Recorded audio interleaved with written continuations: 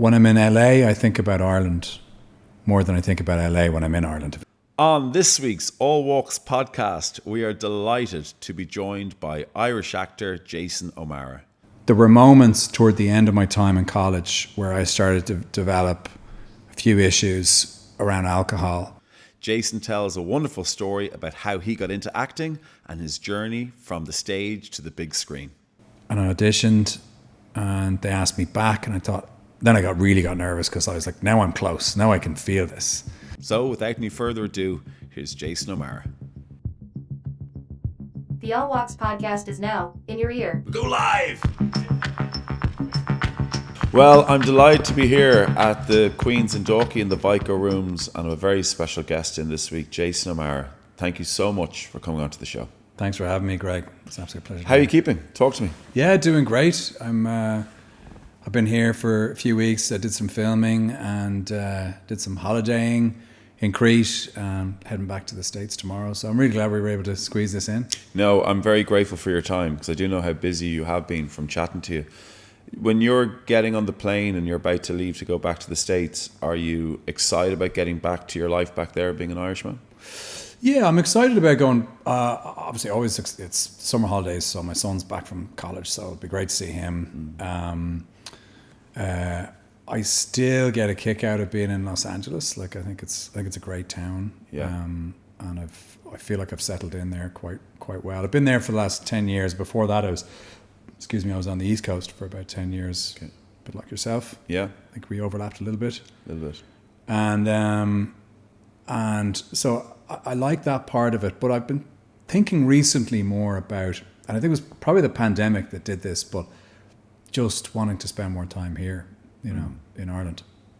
So I don't know what that's going to look like, but when I'm in LA, I think about Ireland more than I think about LA when I'm in Ireland. Okay. It's the most complicated way I could possibly say it. Look, I've been really looking forward to this chat, even just to catch up with you, because you do have such an interesting story coming from South County Dublin. You found acting at an early age, and it's taking you now to some of the dizzy heights of the global screens that we can watch you on TV. We can hear your voice on some incredible animations, and I think it's great just to have a chat through it.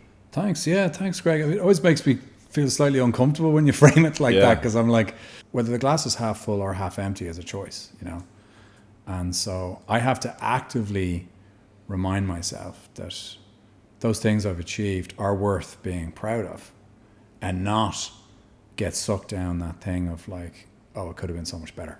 What I mean? I'm looking forward to getting into that, but yeah, I think we'll start right back at the very beginning, like I always do. So, growing up for you now, what was life like?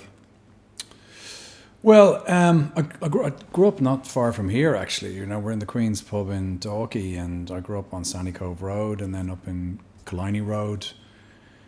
I don't think you realise how lucky you are until later in life, until maybe you live somewhere else in another country and you look back and go, wow, that was an idyllic childhood in many respects, Were you academic? Not really. What I've realised only recently, in fact, is that I probably suffer from adult ADHD. Okay. And there's a lot of guys my age and women coming out and saying this now, And suddenly everything's making sense, because when I was interested in something in school, I'd get an A straight away, and if I wasn't, it was like D and C territory, and it was just torture sitting down to do the work. Like maths, hated it, so bad. Chemistry, I mean, I remember I was so bad at chemistry that I sat down to do the honours paper in the leaving, and the chemistry teacher came to the door. The teacher couldn't actually pass the threshold of the door, and she's going, Jason, take the past paper, take it. And I'm like, no, I'm going down in style. She was like, please don't. You can pass the past paper. I was like, no, I can't. I'm going to fail the honours now. And I did. I got an E. Oh, brilliant. In honours chemistry. Okay. Instead of aiming for a D. I mean, that tells you all you need to know about me. That does tell you a lot, and I like it a lot. When did acting become something that was even of interest to you? I think it was probably my first time on stage at our alma mater, St. Michael's. I was playing Graciano in The Merchant of Venice, and I got some laughs from the audience doing whatever it was, and I thought, oof, this is good. This is strong stuff. Like, you know, it feels like a drug. And you'd think when I share a story like that maybe I'd get into like stand-up comedy or something. And I've often thought I maybe should have had at least a go at it. By that point, I don't know where you were in your head, but by that point you're kind of thinking, what am I going to do with my life? You know, like, what am I going to do in college? Where am I going to go? I loved playing rugby, but it wasn't even professional at that time. And I loved getting on stage. And I didn't even know if that was the thing you could go to college for. Yeah. And in fact, Trinity had only just started that course the year before. It's a great course. Yeah. Amazing. The timing of that was very, very lucky. Moving to America like you have done, like I did, all of a sudden going to Trinity is something that becomes a lot more powerful the older you get. You're like, geez, I actually went to Trinity. Yeah. You went to study theatre and drama in Trinity. That's a significant thing. It's a serious degree. It was right as they were building the Samuel Beckett Centre. So that we were the first to do plays in that building. Hasn't aged very well, but it was pretty exciting at the time. And now, of course, there's the Lear and all of that, like extension stuff down the canal. And while you were studying in Trinity, you obviously had guidance from mentors and teachers. Was there any of your lecturers there or anybody that took a real shining to you and helped guide you and mould you into the actor that you have become? There was one guy at Trinity, Dr. Brian Singleton, who I loved. And he was one of the founders then of the Lear. And he was very intellectual, is very intellectual, Brian, but there were moments toward the end of my time in college where I started to develop a few issues around alcohol, and he helped me with deadlines and helped me, you know, just ensured that I was getting the work in, but gave me some, you know, some delays on some of the deadlines, and really, really helped, so that I was able to kind of experience one of the worst, darkest times of my life, but still managed to graduate from college. Yeah. Yeah. And, you know, and that was probably the biggest thing to happen in my life, because in April 1995, I stopped drinking and haven't had a drink since. It's a long time ago now. Yeah. Almost 30 years ago. Before we talk about you going to the Royal Shakespeare Company in the UK, did you ever contemplate leaving acting and just going into a different career? Did I? Yeah. Not really. I was very focused on trying to make it work, because I realized early on, and I think it was Ian Holmes said this once to me when I was doing a play with him called The Homecoming at the Gate a few years later. And he said, the best advantage you can have as an actor is to not be good at anything else, because then you're all in, you know? Like, if you're not good at anything else, then you have to make it work for yourself. Yeah. And so it's like knowing your limitations, you know? And I didn't believe I was good at anything else. Now, latterly, in the last few years, I've started to write, and I have a real desire to direct. And so I've actually been slightly more focused on that even than acting, you know? And I'm thinking of even taking some time off to just focus on writing. Yeah. And I've had a couple of commissions, and I want to give it all of my energy, you know? So recently, that's something that's changed, funnily enough. It's very commonplace for actors, even at the peak of their career, that they naturally nearly merge into writing and directing. You see so many actors that go through very solid periods of being in front of camera, being an actor, but they merge into writing, producing, directing, because I think that's just a natural thing. I presume that the road you're going on is a road that's very well traveled by lots of actors. I think so. I mean, some figure it out earlier than others, and I think some are better than others at it. Some just want to dip their toes, and then they're fine, and you know, and sort of moving on, and others want to kind of completely commit to it. Yeah. I started writing scripts probably about 10 or 15 years ago, but I was so busy with the acting that it was very much kind of a part-time thing for my own enjoyment. And it's also a great way to learn by writing. You know, there's no better way to learn than to actually write and keep writing. Do you have a genre that you like to write about? I think I probably lean more towards science fiction because I love working in allegory and, you know, like Star Wars was massive to me and all those. But I'm trying to, I mean, science fiction is great and I love it, obviously, and I'm always drawn to it. But there's a little bit of deflection in that because I think what I really need to be getting to the bottom of is, you know, my own truth. And that's what should be coming out in the writing. Not an allegory, not sort of in an alternate universe or on a spaceship or whatever it is. It's like, what is actually happening in me, you know, and getting that out somehow in an engaging way onto paper. So you became a stage actor, and I've alluded to it, but you moved to London, you worked with the Royal Shakespeare Company. That was just another string and another layer to your bow where you're seeing, I suppose, actors doing things a particular way, producers, you're opening your eyes to the world of acting. When did the change come from being on the stage to being into TV and film? It sort of evolved side by side. I was doing well, like you say, and on getting some decent theatre, like West End stuff, Royal Shakespeare Company, and I was, you know, exposed to terrific actors and working with terrific actors who were doing like some of the best work. Like, you know, even the School for Scandal I did, the Royal Shakespeare Company, was like Matthew McFadden, Stephen Mangan, Deborah Finlay, Emma Fielding, Ken Cranham, like just an amazing amount of the top-notch English theatre, you know.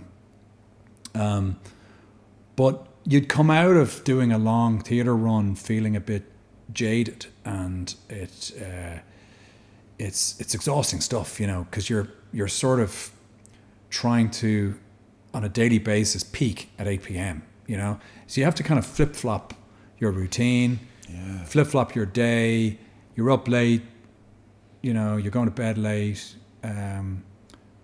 You lose your Saturdays because you got 2 shows on Saturday. You lose your Wednesdays, 2 shows Wednesday. You kind of get a day Sunday where you have to do all your chores to prepare for the weekend. It's a weird kind of, and even though you're only on stage for 2-3 hours at a time, it just becomes the center point of every day, and that can go on for months. And it is quite exhausting, I have to say. So after that, you kind of feel like, geez, I'd love to go off and do some telly or a film or something. You know, you get paid better. Yeah. You don't have to play the same scene more than once in a day. You know what I mean? Yeah. And then you're moving on to an entirely new scene. So there is something refreshing about that, and I definitely wanted to see if I could have any success in that area. And I did a few things. I did like Monica the Glen, which was popular at the time. I did Play in the Field, which was a BBC series at the time, the 90s. There was a few things like that. And then I remember getting a call. No, I had requested from my agent, like, if there's any way I could get an audition for Band of Brothers, which was this new Tom Hanks, Steven Spielberg thing that they were casting in London. And there was a casting director on it who was not the casting director who finished the job. It was another casting director in the early days. And she said I was too poetic to play a soldier or something. And I was like, that's the feedback. I can't get an audition because I'm too poetic. And she was like, yeah, that's what she was saying. And I was like, okay. So I just cut my hair off, and then I got an audition. That's how stupid it can be sometimes. So I cut my curls off, and then they actually hired a different casting director because that one wasn't getting it done, clearly. Yeah. And Meg Lieberman came over from the States, and I still know Meg to this day, actually. And she called me in, and I was very nervous because I knew this was something that could change things, and also just to be associated with something like this. And I loved, World War II history and everything. And I auditioned, and they asked me back, and I thought, then I really got nervous because I was like, now I'm close. Now I can feel this. They asked me back, and I went in again. Thankfully, Tom Hanks and Steven Spielberg weren't there for my auditions, or my head would have just exploded. Like I just would. And then I got an offer, and I was like, well, what are they going to give me? And they gave me this part, it was a nice part because I had quite a bit to say and do in the first couple episodes. And then I hate saying my character, because my character is based on a real man who really died. So the man I was playing was shot down over Normandy and had no more part to, obviously didn't have a part to play in the war after that. So I didn't have a part to play in the show after that. But when I see what some guys went through over the course of those 10 episodes and ended up with very little dialogue, and they jumped through the same hoops I did. Yeah. I actually did all right, and it was just a lovely thing to be part of. It was one of those very rare things where you realize this is going to be special, and it is, You can't always spot that when you're on set. You're thinking, oh, this could be great, and then it turns out to be not so great, or vice versa. But on that one, you could see the talent, you could see the money, you could see this thing coming together, and it turned out to be every bit as amazing as the experience was on set. It was phenomenally successful. Yeah, it's the best-selling DVD box set of all time. Is it really? Yeah, and we worked with this guy, Captain Dale Dye, who also played Colonel Sink in the series, and he's that guy. He has a company called Warriors Inc., and he turns actors into soldiers. He did it for Platoon and Saving Private Ryan, and he did it for Band of Brothers. And he's kind of an astonishing character. He's a real character, old school, Vietnam War vet, and he drags you through your paces. And so you'd finish a scene, good, bad, or indifferent, and he'd come up to you and say, by the way, you need to do... He'd tell you before the scene, you'd rehearse the scene. He'd come up and go, who gave you that garrison cap? And I'm like, I don't know, the costume? He was like, take it off. You look like a mamby-pamby. You look like a moron. Take it off. Okay. And that's why I don't have a hat in that scene where I'm doing the D-Day thing, yeah. And but he was like, okay, you're the commander, so you have to take everybody on the march to the plains now, from the changing area to the march. And I was like, but I wasn't in boot camp. How am I supposed to do that? And he's like, figure it out. And you just end up, I just ended up having to do it, having to be a leader. Because they had Damien be the leader all the way through. But in the first 2 episodes, I was the commander, not Damien. So it was weird. Gosh. They'd all bonded on boot camp, and I was kind of an outsider. But he just kind of trusted me, and he told me later that he was impressed with, because I was only 28 or something at the time. But he was impressed the way I kind of stepped up, even though I didn't have any just such a training. Powerful story, and the cast, they've all in their own way, so many have gone on to do such great things after that. Yeah. You talk about Damien. I mean, his career has gone in a good way, as has so many. Tom Hardy was in that. But now you're in amongst that, finishing recording the Band of Brothers. You're now, as you said yourself, you're 28, 29 by the time it's finishing. You must now have had a bit of a goo on you. You're like, look, I can compete with these guys. I'm confident in myself, because whenever I look at actors, and I referred to it earlier on, you're dealing with so much around rejection because you're going for so many auditions. Yeah. There must have been an imposter syndrome element to the life of an actor. Maybe there still is. Did you suffer from that at all? Yeah, I mean, it's weird because you can have 2 things happening at the same time. You can be going up for something you really want, and you can get an offer for something else at the same time. You know what I mean? So it's not all rejection, and it's not all gold. It's like it's a mixture of both usually. I mean, sometimes it can be a lot of rejection, but you have to treat that the same as when everything's going great. It's because it's the same kind of energy. It's just sometimes things are going to come up, black all the time, and they're never going to be red, or vice versa. But the joy and the pain is kind of, they go side by side, and they're all part of the experience. Like I remember going up for not Saving Private Ryan, Black Hawk Down, and I really wanted to do that. I really wanted to do it, and I had an audition, and it was a really hard scene where you're playing a guy who's been like shot out and he's bleeding, and you know, so you're in a room not unlike this one, and you're like, I'm dying, you know, and it can seem really cheesy, you know, just like how do you play that? Just walking into a room and playing that is really hard, and I don't think I did a particularly good job. Although it was a bit better than what I just did there. I quite liked it. I was like, "Are you okay? Do you want some water?" You had me. So I didn't get, and it was one of those ones that you do kind of on December 15th. So you have to wait for the entire Christmas holidays to find out. And by January 15th, when you haven't heard, it's like, right, so I'm not doing Black Hawk Down then. Yeah. Guess I'm not going to Morocco with the rest of them. And I was really disappointed. But Band of Brothers came in a few months after that, I think. And around that time, that's when these Hollywood pilots started to come my way. And I started auditioning, like putting myself on tape for these Hollywood pilots. And I did like 2 or 3, and they said, you got close to the last one. I was like, what? It's like, yeah, they wanted you, but they went with someone else. But, you know, there's a couple of casting directors talking about you now out there. Lovely. And I was like, okay. And then I was buying a flat in Barnsbury in near Islington in Okay. North London, you know. Okay. I had no intention really of going to LA or anything.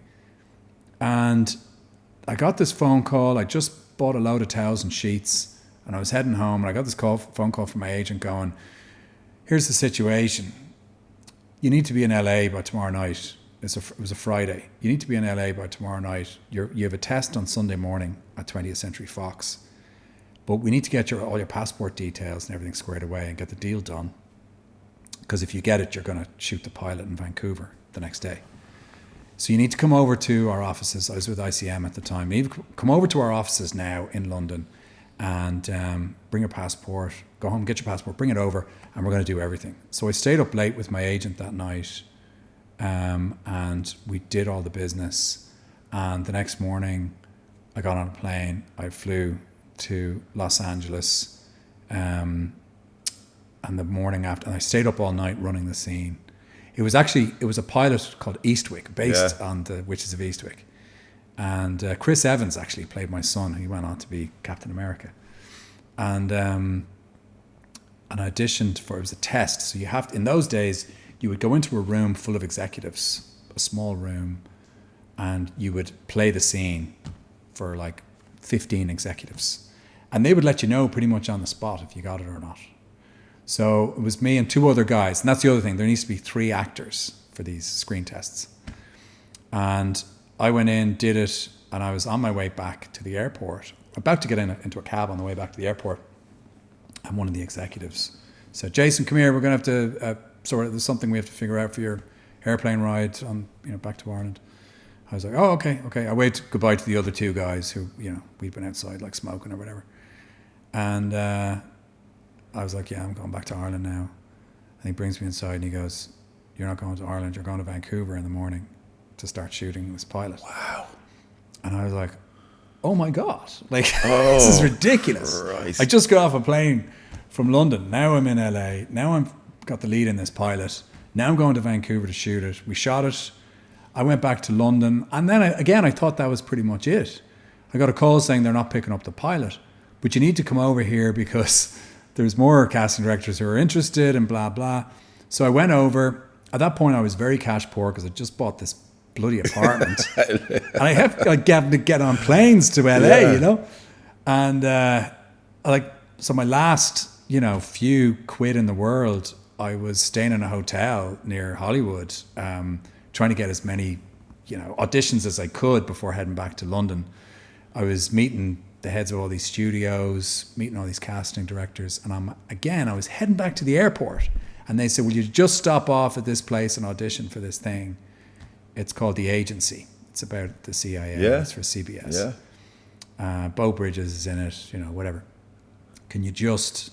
And I said, yeah, I'll do it. So I went in, I met the showrunners and the producers and directors and whatever, read the scene, got back into my rental car, drove out to the airport, dropped off the rental car, and I was on the plane, and my agent said, things are looking really good. Let me know when you land. And so I took off, 11-hour flight to London.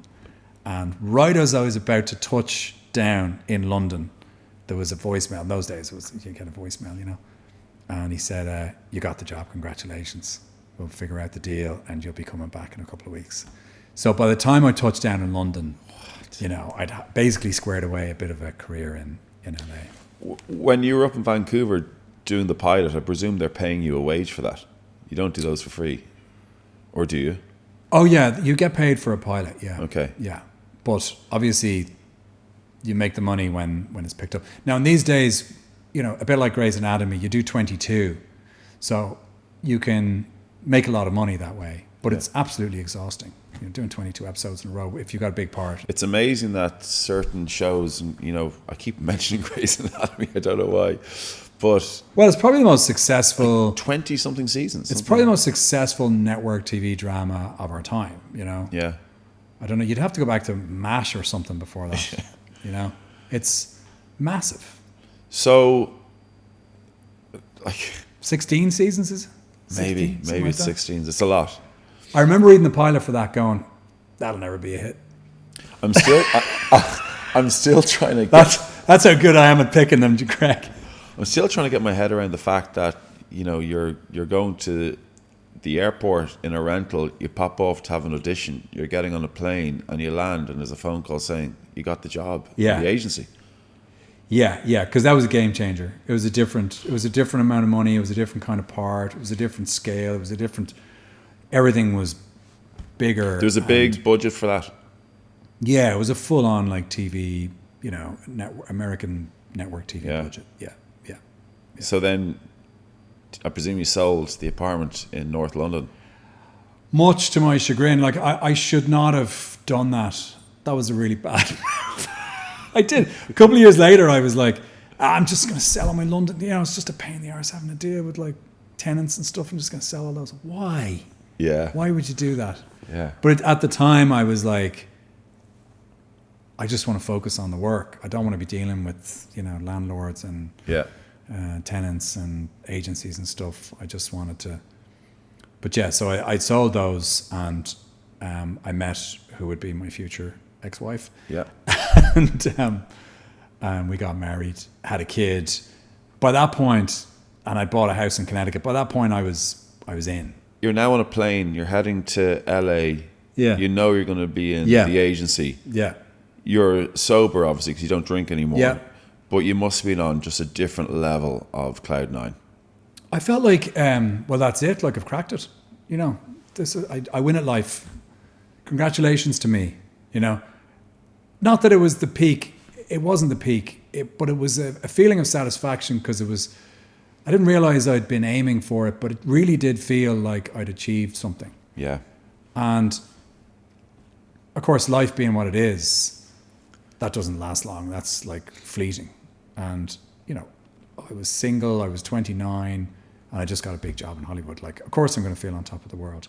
And then you realize, of course, that they're not really the things that matter in life anyway. You know, you become a dad and husband and all this other stuff. And actually, you know, that's the stuff that matters. But it was a nice feeling for a bit. So where did they shoot that? They shot that in a little alleyway. It was a place called La Cienega Place, right off La Cienega, which is the big avenue that goes all the way down to LAX. It later became the exterior of The Office, you know, Steve Carell's The Office. Oh, yeah. So our offices, where the writers were and everything, were The Office, the American Office. Brilliant. And then in the back, we would call it, because it was a CIA show, it would be a different country every week. We'd dress it a different way and we'd go off to whatever country. We used to call the Backlotistan because it was literally a different country every week. And it was brilliant. Like the art direction was brilliant on that show. Like it was fantastic. And it looked pretty convincing. You're in now to, you know, 2002, 2003, and all of a sudden CSI Miami comes up next, I think in about 2004. Is that something that's already happening while you're shooting the agency, or were you waiting for that to be finished before you did CSI Miami? Oh yeah, no, CSI Miami was something I just did. They just called because it was CBS, it was the same company, and they called, and I was kind of hunkered down with my wife at the time because she was pregnant with my son and on bed rest, and the pair of us were just eating, and they offered me CSI Miami out in LA, so I went out to shoot it. David Caruso. I didn't love that experience. And I was also kind of heavy.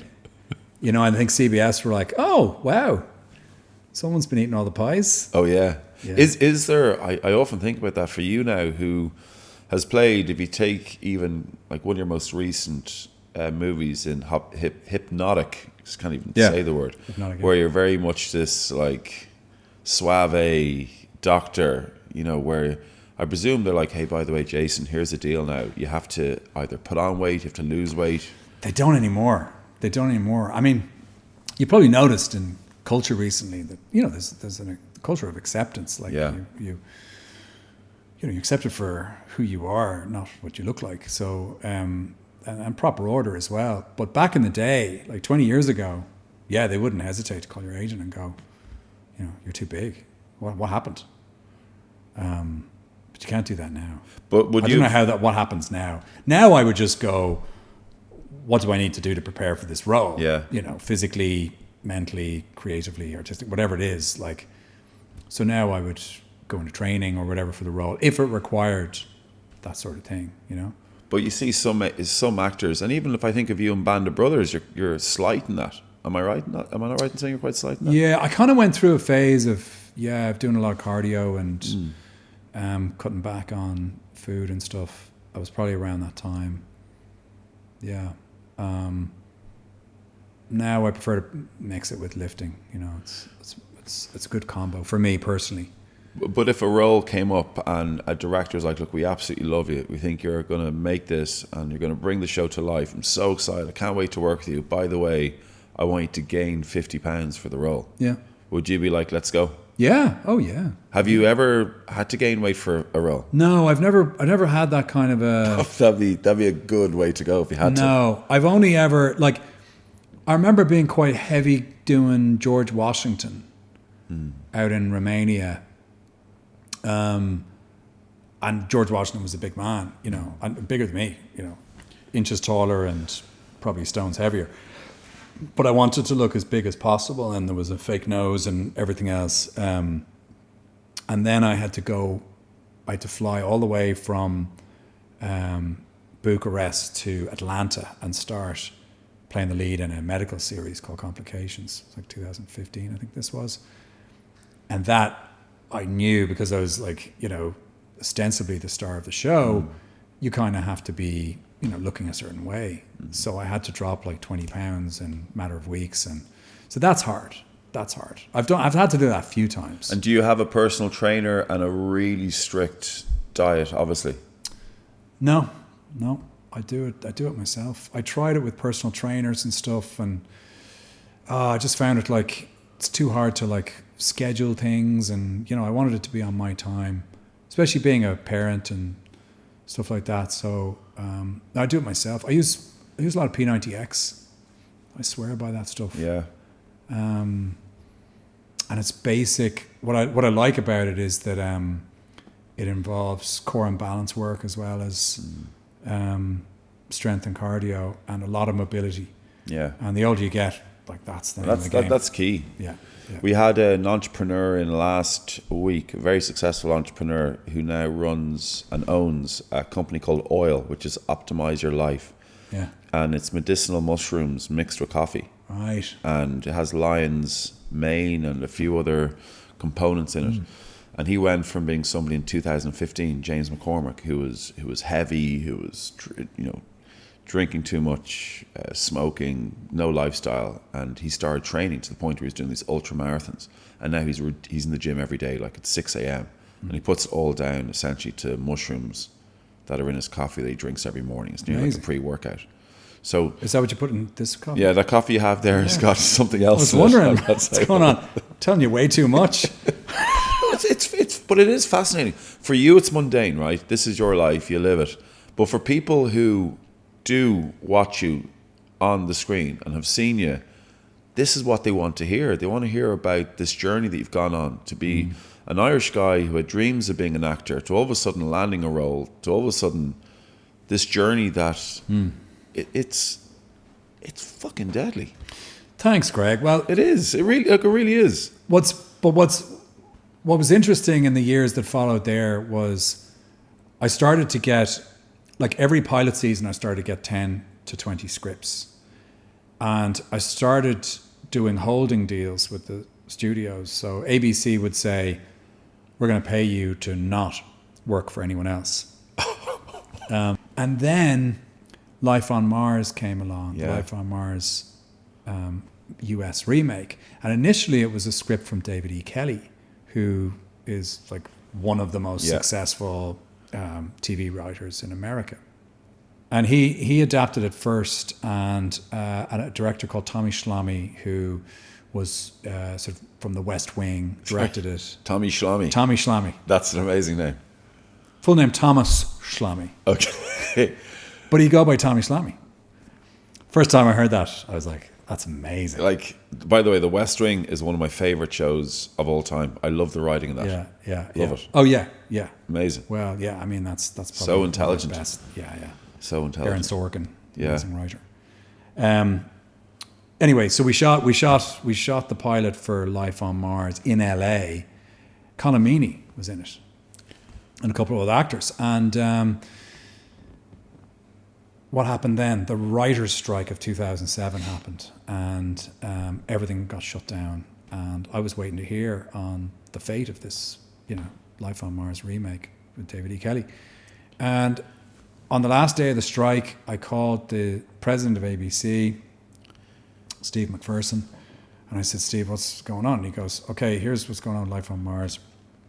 We're keeping you, we're keeping the title, and everything else goes. We're going to do a complete remake, and we're going to remake the remake, and we're going to set it in New York instead, and we've got a whole new creative crew involved, and we're going to take it from there, okay? And I was like, okay, like I had no choice. Like, that's what we're doing. I'm signed to the network at this point.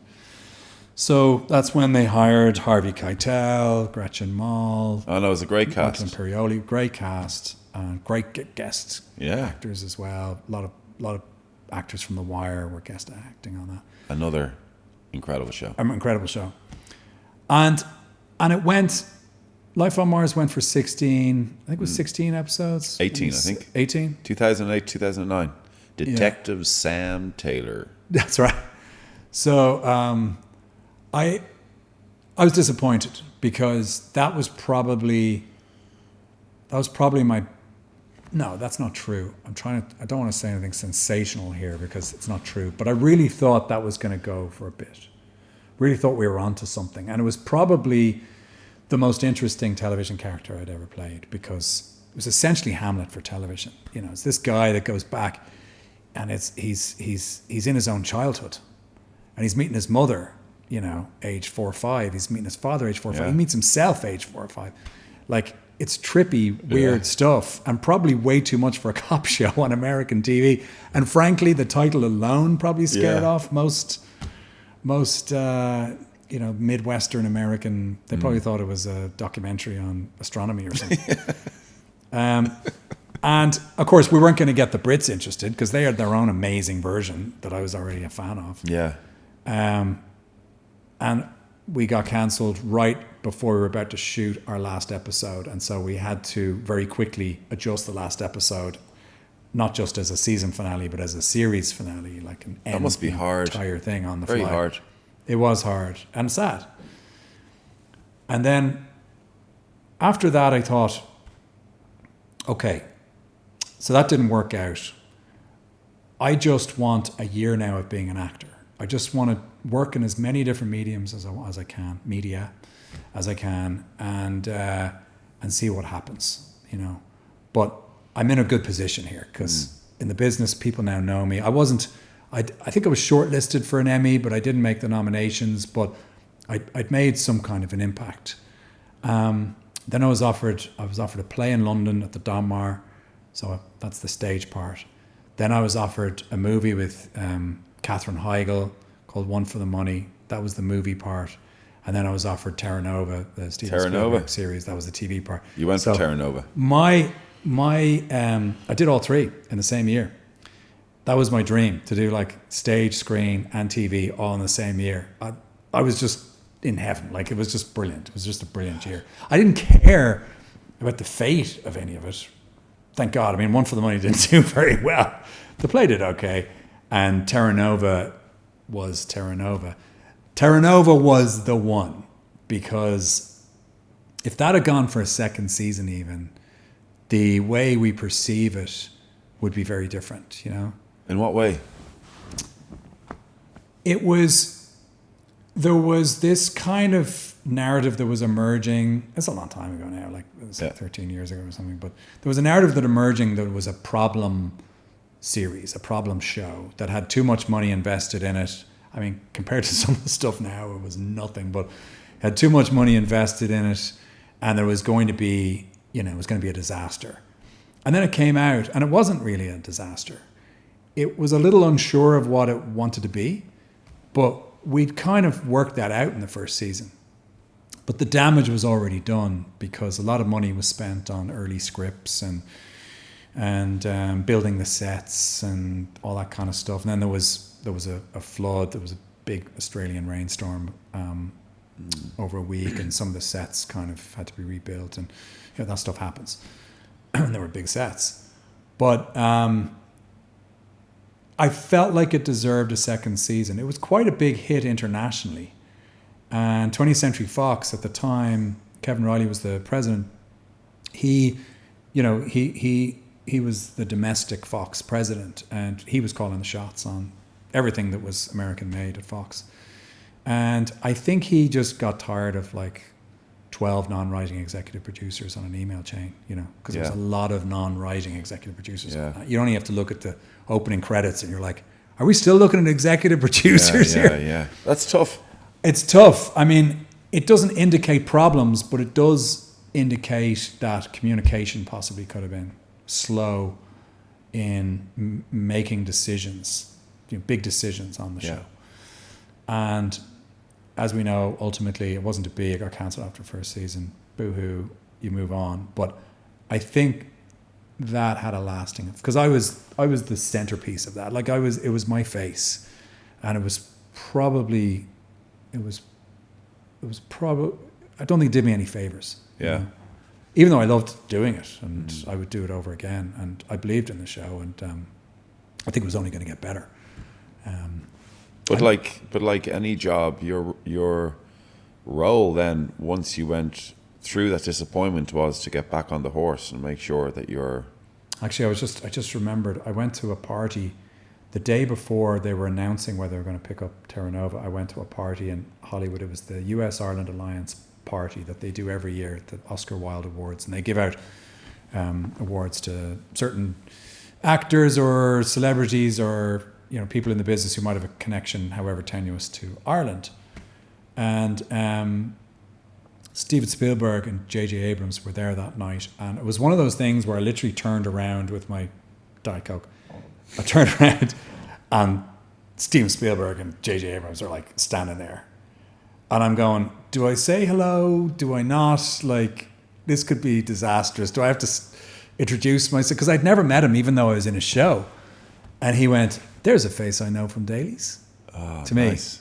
And I was like, phew, okay, Steven Spielberg knows who I am. I mean, I have just started a series, but still. Cool. And he'd been watching dailies. I don't think he'd been watching the episodes, but he'd been watching the footage that was coming in from Australia. And I ended up chatting to him and J.J. Abrams at this party, which was probably peak moment, of like Hollywood party things, And they both thought that Terra Nova was going to get picked up, but they also thought that JJ's show Alcatraz, which was waiting to hear, both shows were going to get picked up in the morning, basically. And it just shows you how much people know in Hollywood, meaning nothing. But then you got very busy again after that, right up until the Agents of S.H.I.E.L.D. Yeah, it was busy. That's when I moved, though. After that, I moved to LA to be closer for pilot season and stuff, because my son was getting older and it became harder to take him out of school for 3 months for pilot season and put him back in. It was unfair on him. Yeah. So we moved out, lock, stock and barrel out to LA, bought a house, and kind of made that the base then. And really funny. I was about to say true story, but they're all true stories. Right as I was trying to get a show on the East Coast, right? Life on Mars was East Coast. Okay. Terra Nova wasn't ideal. It was in Australia, for God's sake. I was going to be away from my kid for long periods of time. In some ways, it was kind of a relief when it was cancelled. Because I was like, at least I don't have to figure out that, moving my family to Australia, that little thing. Yeah. So that was the one kind of plus out of that. But as soon as I decided to move to LA and buy a house, I got offered The Good Wife in New York. Typical. So they wanted me to stay on and do that as a regular, and I said, look, I'll do some guest spots, but I don't think I can do a regular. And they were like, okay, well that's kind of what we wanted out of this character. We wanted it to go a couple of seasons. And I said, I'm sorry, I've just moved everyone out to LA. I can't move back to New York. So that was bad timing. But I enjoyed doing a few episodes of that. That was good fun and very successful. Great actors. Great actors. Yeah. And I'd already done a show with Michelle and Robert King, who were the writers on that. I did a show called Injustice with Kyle MacLachlan about 10 years previous. And they were lovely. And so I had a really good experience on that. And then we get into Sons of Liberty and Complications, and then eventually Marvel's Agents of S.H.I.E.L.D. Yeah. And during that time, because I'm really interested in asking you about your appearance on Ballers. Oh yeah. Like again, another great show. But before we do that, by 2013, I could be right or wrong. My research is when you started to get into voiceover for animation. Yeah, the Batman stuff started around that time. Yeah. But you're now essentially near like a cult hero in the animation world. No, there is. People in Ireland don't understand. I saw one in America, like a Comic-Con. Yeah. Where these things are massive events. The closest I've ever felt to feeling like a rock star was when we screened Batman Hush, one of the Batman animated movies, at Hall H in San Diego Comic-Con. I don't know how many people. So it's not 10,000, but it might have been 6,000 or 7,000. And we did a panel after, and it was just amazing. It was just incredible. It was electric, and everyone's there because they want to be there. They've queued up all day to be there, and they're getting to see the premiere of this, new animated movie. And then we all did a panel after and took all their questions, and that kind of reminded me of doing that school play back in Michael's. Doing a panel and making 7,000 people laugh. It's powerful. Rush. Yeah. And were you throwing in like the Batman voice? What's your Batman voice like? I mean, do you want to hear it, Greg? Yes, I do. Let's talk at that for the rest of the interview. Just going to talk like this for the rest of the interview. It's not that. It is. You got to stop talking yourself down. This is unbelievable stuff. It is. It's unbelievable because that, like, still to this day, you're involved with Zeus. And is it the Return of Zeus? Because I haven't seen that yet. I just saw one episode. The second season just came out last week. Is that Return of Zeus? No, it's called Blood of Zeus season 2. Blood of Zeus season 2. Yeah. And I'm sure there's going to be more seasons of that. Yeah, I think so. It's been very popular. I think it was top 10 global on Netflix. It's crazy. So it's quite successful. I got to go back around because this is me trying to learn how to become an interviewer. You see, I've gone off in a spiral. It's all right. You're doing great, Greg. Ballers. Yeah. Is that set in Miami? Ballers, yes. But my episode was weird because I don't know if you noticed, but I was playing the USC head coach. Yeah. And we shot it in the Rose Bowl. Okay, that's weird. Which is the UCLA stadium. So it made no sense whatsoever. I didn't notice that. What was funny was, I'm just going to say this because I think he's so big at this point, and it just came out in the press recently, so I'm going to say it. Yeah. Dwayne "The Rock" Johnson didn't show up for 6 hours, right? So we were all called at 6 a.m. and we spent the following 6 to 8 hours waiting for him to show up. And I thought, how can you shoot a TV show? He's the ostensible star of it, right? When you're spending half the day waiting for your star to show up. Because we rehearsed it, and, you know, we did the master, and we had a load of extras there because it was the Rose Bowl. And even though they were going to add in CGI extras, there was still hundreds of extras there. And we're just waiting around all day. And then just recently, a few weeks ago, there's been this thing like where, you know, there was this film that didn't get finished or something in the press. He was caught up. And it was because he wasn't showing up to set on time. So he's been called out now, you know, and obviously that's unprofessional and it's not fair. It's not fair on the actors, the crew, people are financing the thing. It's just not fair. Yeah. It's just not a thing you do. It's not a thing you do in life. Yeah. So I'm sure if he cuts it out now, he'll be fine and, you know, get back on track. I'm not worried about Dwayne Johnson's career. I don't think you need to be. But it was funny because at the time I was like, what's he doing? You know? And what was it like to act with him?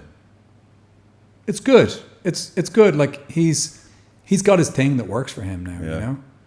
I probably spent more time rehearsing it with his stand-in than I did shooting it with Dwayne. Well, that's what they do. They have a stand-in that does all, and then he just comes in. And Then he comes in, you know, And would he know his sometime lines? before sunset. And would he know his lines? yeah, in fairness, he did know his lines. So we did a couple of takes, and he was fine with that. And look, he's very charming and charismatic, and happy to be there, and happy to meet everybody, and you know what I mean. When he shows up, you get the full Rock experience, Yeah. but you can't be keeping film sets waiting that long, you know. Yeah, there's a couple of questions that I know everyone wants to ask, but nobody wants to ask it. When you go to any of these shows, do you have a trailer like with your name on it where you go in and it's like leather couches and fruit and tea? Or is that just like how they portray it? I'm laughing because I've been in so many trailers that have been so far from that. Oh, really? Yeah. You know, the thing is, the trailer thing has become this like ego thing that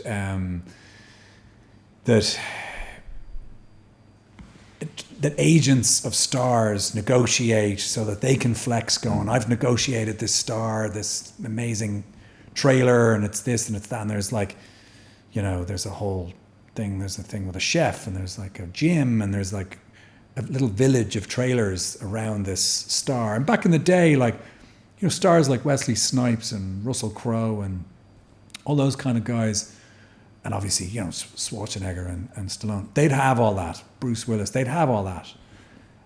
But over the years, it's kind of been stripped back because it's been seen as just kind of a waste of money. Yeah. You don't see any of that money on the screen. And budgets have got smaller generally over time. There is still some nice trailers out there, but for like if you're like a TV star, you'd get a trailer, but you'd probably have to kit it out yourself. Like if you're going to have, you're not going to get leather couches, and if they are going to be leather, they're not going to be as nice as these. They'll be worn out a bit. So you'd kind of put a blanket over the couch, make that a bit more inhabitable. You'd bring in your own fruit tray. For a while, I had an assistant because I was just on set for 16 hours a day. So I had an assistant who'd help me, you know, eat a little healthier and make sure that I had what I needed and stuff. But I was paying for that myself, and she did a nice job on my trailer. But again, that was all me. So no, in general, you get kind of just, you know, a standard trailer. If you're lucky, it doesn't smell like it's just had the septic tank emptied. Yeah. And that's much more closer. And then if you're on something low budget, you feel the pinch when it comes to the trailers. It's the first thing you'd feel. But you'd be if prepared. you even get one. You'd be prepared probably in that state because you want to perform to the best of your ability to maybe just stay somewhere else or get your own trailer, or that's when you'd... No, I honestly, And things have moved towards this anyway, even with stuff that has bigger budgets. Like they have like what they call 3-ways now. So it's a trailer with... So exactly what you're It's Hollywood. I don't know what goes on. Wow, you do. So there's three trailers in one, basically. Right? Okay. So you can hear everything that's going on next door. Okay. But it's a small space, and that's become kind of pretty much standard now. Because there's just less money being spent on these things. Yeah. Again, stars will have their own standards, and Yeah, but cost of production is like in any business. You know, like these people who are investing money want to get as much money back as they can. So they're probably looking at ways of reducing spending. yeah, absolutely.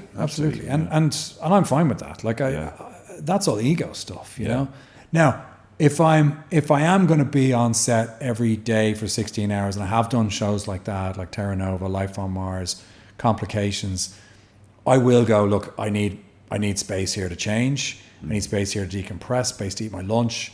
You know, then it becomes about like what I need as opposed to want. Yeah, it's a big difference. Because anything beyond that is kind of like, then it's an ego flex, and they don't need that stuff. If I was to grant you one wish, and that wish is think about all of the movies that have ever been on the planet, and I could put you into a lead role in any movie that has ever been created. Any idea of what role you would take? Well, I'd like to get that Black Hawk Down thing off my boat and carrying that one around. Maybe there'll be a sequel. Well, there can't really be a sequel. No. I was a big Star Wars fan, and I remember even as a 5-year-old kid watching Star Wars going, I don't know what it is they're doing, but that's what I want to do. As we're talking now, you're getting ready to leave to go back to LA. Yep. What does the rest of 2024 look like for you? I'm really excited about this time in my life, to be honest, because it's changing, you know. There was... I felt like it was changing before, and then the pandemic happened, and then the strike happened, and so certain plans and things were sort of slowed down, and which isn't a bad thing, by the way. Yeah. Like, I think sometimes in life you need something else to go, hey, quit running around, quit hatching plans, just be in one place. And that's okay. I was okay with that. But now I'm starting to think, like, I've got there's new things I want to do, new projects I want to generate. And as much as we've talked about acting, and as much as I love acting, I sort of want to be I want to be sort of in the driving seat of my own destiny a little more for the last good, 20, 30 years I have now. And it feels like the beginning of a second act. And that to me is exciting. You know, my son's in college, he's growing up, he's going to be 21 next year, he's going to be starting his own life. This definitely feels like another chapter, the beginning of a new chapter in my life. So I don't really know what the rest of the year is going to lead to, but I know where I want to put my energy, and I hope to be able to look back on this chat I had with you and go, yeah, that was the beginning of a different... Well, I haven't seen you in so long. Yeah. You came in and you look fit and you look in a great place, and even talking to you can just tell. It might be an Irish thing, but there's somebody across the chair who is in a good place. And I'm so grateful that you took the time to, because I know you were away with your family last weekend, you went to Crete, which sounds amazing. But to take the time to come in, I can't thank you enough. Oh, of course, Greg. It's an absolute pleasure. I It's was great a to reconnect super... with you again. I was trying to think, you know, like when you were coming in, I was like, will I try and give it a bit of like, I'll be somebody and you can be Batman. That's good. That's very good. I tell you, if they're ever That's looking a good for, if Batman. they're looking for anybody, Yeah. I swear I will get on a plane, I'll pay for it, I'll go there, and I'll be any voice you want me to be. I think I might have used up the Irish Batman credits. You might have to maybe look at another character, but you have it. You have what it takes, Greg. Well, I tell you, I've really enjoyed this, and thanks so much. Me too. Thank you. Produced by the Nero's Future Company.